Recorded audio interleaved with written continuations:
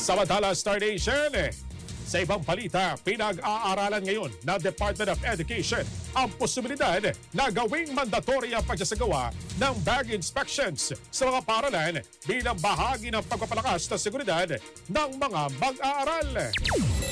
Ito ay kasunod ng insidente ng pamamaril sa isang paaralan sa Tacloban City na ikinasawi na 3 estudyante at ikinasugat ng ilan iba pa.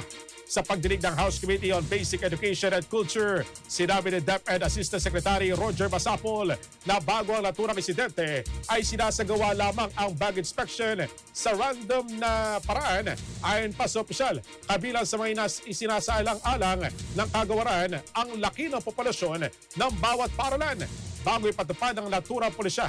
Ipinaliwanag niyang maaaring maging malaking hamon ang mandatory bag inspections sa mga paaralan na may libo-libo estudyante. Bilang halimbawa, binanggit niya ang Parañaque National High School na may umigit kumulang 40,000 students. Bukod sa mandatory bag inspections, pinag-aaralan din ng DepEd ang iba pang hakbang upang mapalakas ang seguridad sa mga paaralan. Kabilang ang pagdaragdag ng entry at exit lanes sa mga gate upang mapabilis ang pagpasok ng mga estudyante at ang proseso ng inspeksyon. Star FM News Connect.